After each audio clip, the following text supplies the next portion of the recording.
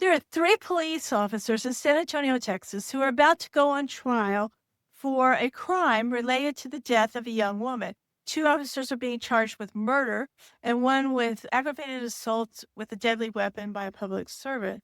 So very serious crimes that could carry some very long prison time.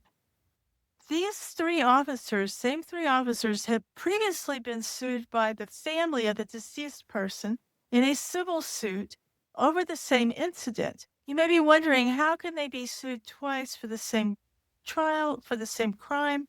It's because one was a criminal suit and one was a civil suit, so double jeopardy does not apply.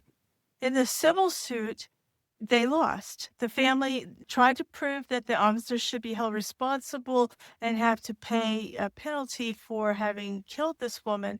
But the federal judge found that the officers did not use unreasonable force. So the family lost.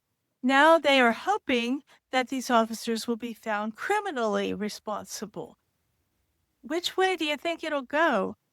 In reality, they should lose the criminal case if they can't prove the civil case. Why is that? Because it's harder to prove a criminal case than it is to prove a civil case.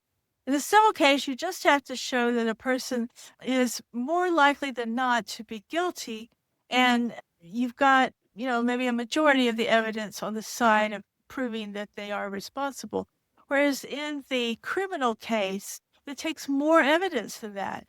The district attorney has to prove their case beyond a reasonable doubt, which means that a reasonable person would have no doubt that this person is guilty.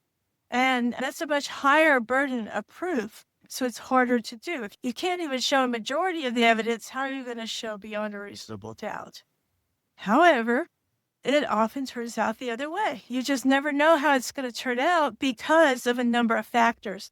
One is there's an unconscious bias, I think, that many of the jurors will think that if they were not guilty, they wouldn't be on trial.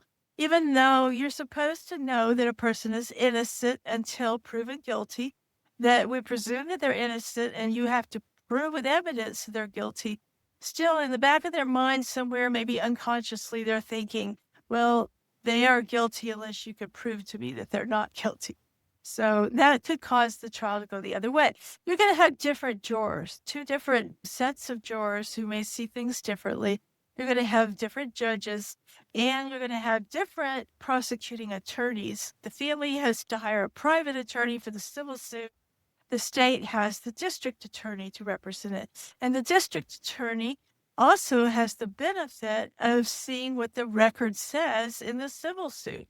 And they can go back and see how that whole trial went. What was the strategy of the defendant? What kind of evidence did they have? And they can turn that around and make it more persuasive when they do it the second time around in the criminal trial. So you never know how it's going to turn out. We'll see.